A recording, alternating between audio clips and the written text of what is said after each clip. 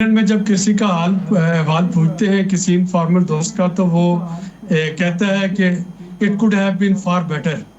تو یہ جو اس وقت ہمیں اس سے کام نظر آ رہا ہے، اس کے ثمرات اس سے کہیں زیادہ جو ہیں وہ مل سکتے تھے اگر اس کے ساتھ جو پیرالل ساری چیزیں جن کا مظہر بھائی نے تذکرہ کیا وہ ساری نہ چل رہی ہوتی. میں صرف اس میں جو مظہر صاحب نے جن چیزوں کی طرف اشارہ کیا اس میں ایک اور چیز کو اگر اضافہ کرتا چلوں، اور وہ ہے جو پاکستان میں اور اسپیشلی اسلام آباد میں انٹرنیٹ اور سیل فون کی جو بندش ہوتی ہے اور وہ پورا سال کسی نہ کسی وجہ سے وہ چلتی رہتی ہے.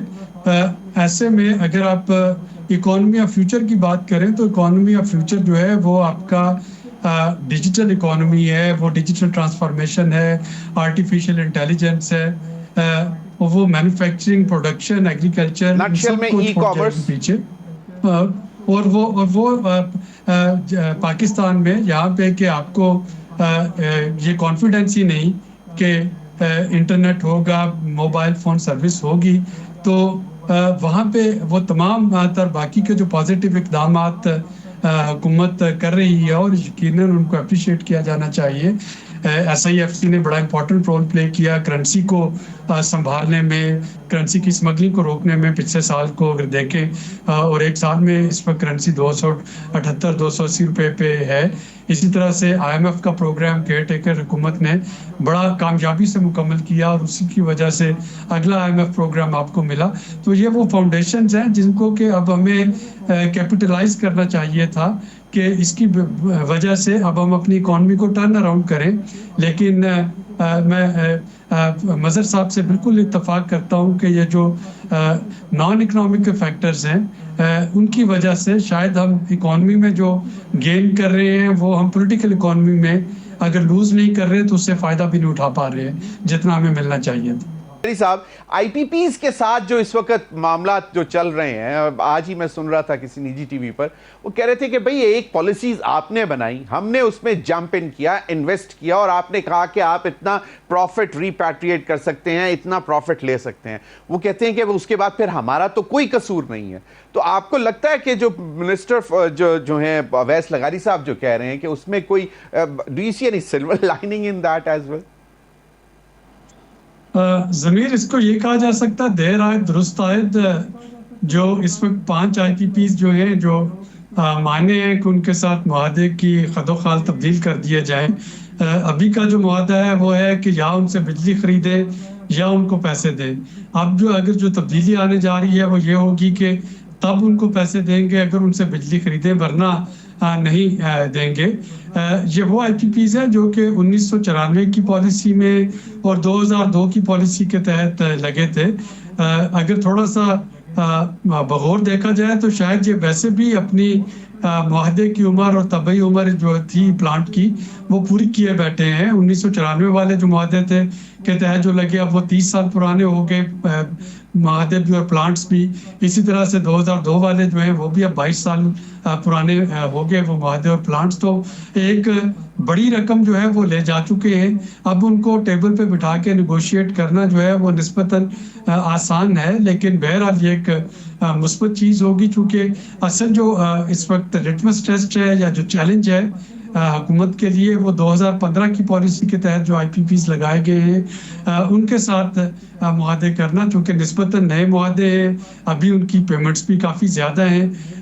لیکن کم از کم ایک جو ہے وہ ٹریڈیشن سیٹ کی جا سکتی ہے، نظیر قائم کی جا سکتی ہے، جیسا کہ اس سے پہلے بھی ہوا حماد اظہر صاحب کے زمانے میں، جبکہ 148 روپے 50 پیسے پہ بہت سے آئی پی پیز کے ساتھ وہ ڈالر کا ریٹ جو ہے وہ فکس کیا گیا کہ ڈالر کا ریٹ اب جیسے کہ اب 280 ہے لیکن ان کو 148 پہ ہی مل رہا ہے.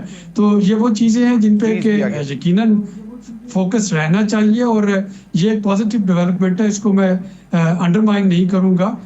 یہ ایک مثبت ایک قدم ہے اور اگین اب دیکھنا ہے کہ اس کو 2015 والے جو آئی پی پیز لگے تھے اس پالیسی کے تحت ان پہ کس طریقے سے ان کو لے کے آیا جا سکتا ہے. بالکل صحیح. اب کوشش تو یقیناً ہے, لیکن اس کے ساتھ ساتھ ڈاکٹر عابد کریم سلیری صاحب, جو ایک پرائیویٹائزیشن جس طرف مظہر عباس صاحب نے بھی اشارہ کیا, وہ بھی ایک بہت بڑا چیلنج ہے. ہم نے کچھ ڈیڈ لائنز ڈیسائیڈ کی اور اس کے بعد اس کو بھی میٹ نہیں کر پا رہے. لیکن کیا ابھی کنڈیوسو انوائرمنٹ ہے؟ یہاں ایک زمانے میں ہمارے ایک دوست ہوتے تھے, مطلب اکنامک جرنلسٹ تھے, وہ کہتے ہوتے تھے جو اتنا نقصان کر رہا ہو وہ چاہے 1 روپے میں بیچ دو تاکہ نقصان ہونا کم ہو جائے.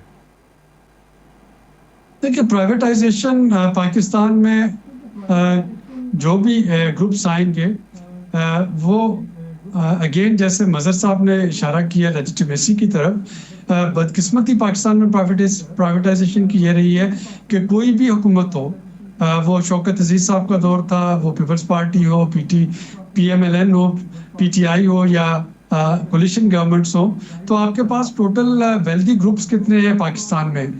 گنے چنے 4-5 نام ہیں.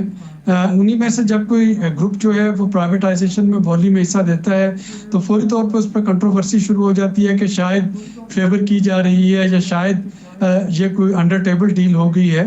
اب ایک ایسی سچویشن میں جس میں کہ باہر سے شاید اس طریقے سے کوئی انویسٹر آئے گا نہیں جب تک کہ یہاں پہ باقی معاملہ سیدھے نہیں ہوتے, تو جو آپ کے ملکی گروپس ہیں وہ 4-5 نام ہیں جو کہ انہی میں سے کسی ایک کو جو ہے بٹ کے بعد موقع ملے گا اصلاح کا یا ان چیزوں کو آگے بڑھانے کا, اور اس پہ پھر سے کنٹروورسی شروع ہو جائے گی.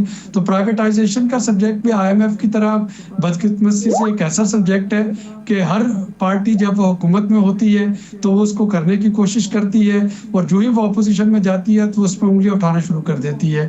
اور یہی وجہ ہے کہ یہ 2005-6 سے لے کے ابھی تک ہم پرائیویٹائزیشن کر نہیں پائے ہیں.